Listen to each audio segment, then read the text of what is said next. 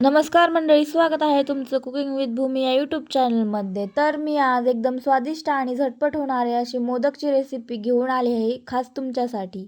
चला तर मग सुरू करूया. त्यासाठी मी गॅसवरती कढई ठेवलेली आहे आणि कढईमध्ये 21 मोदकला पुरेल इतकासा रवा काढून घेतलेला आहे.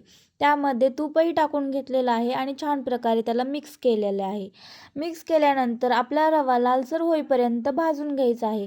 भाजलेला रवा एका ताटामध्ये आपल्याला या ठिकाणी काढून घ्यायचा आहे आणि त्याच कढईमध्ये 1 कप पाणी आणि 1 कप दूध आपल्याला टाकून घ्यायचं आहे. जर तुमच्याकडे दूध नसेल तर तुम्ही पाणीही पूर्ण घेऊ शकता. त्यानंतर मीठ 1 चिमूटभर टाकलेलं आहे आणि साखर आपल्या स्वादानुसार टाकायची. जर गोड आवडत असेल तर जास्त आणि नसेल तर थोडं. त्यानंतर मी या ठिकाणी विलायची पावडरही टाकून घेतली होती आणि काही ड्रायफ्रूट्स होते माझ्याकडे, तेही मी यामध्ये टाकले. छानपैकी याला उकळी आल्यानंतर भाजलेला रवा त्यामध्ये टाकून घ्यायचा आहे आणि गॅसची फ्लेम मोठीच ठेवायची आहे आणि त्याला छानपैकी आपल्याला इथं मिक्स करून घ्यायचं आहे. बघा, इथं मिक्स झालेला आहे आपला रवा.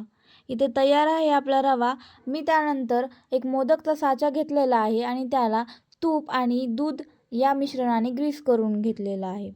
ग्रीस केल्यानंतर या मोदकच्या साच्यामध्ये मी आपला जो बॅटर बनवलेला आहे तो टाकून छानपैकी मोदक तयार केलेला आहे. तुम्हीही एकदम झटपटीत असा मोदक तुमच्या घरी तयार करू शकता. वेळ जर नसेल तर हा मोदक तुम्ही नक्की ट्राय करा. खायलाही खूप खूप खूप स्वादिष्ट लागतो. माझी रेसिपी आवडली असेल तर चॅनलला सबस्क्राईब करा, व्हिडिओला लाईक करा, कमेंट करा, शेअर करा. Thank you so much.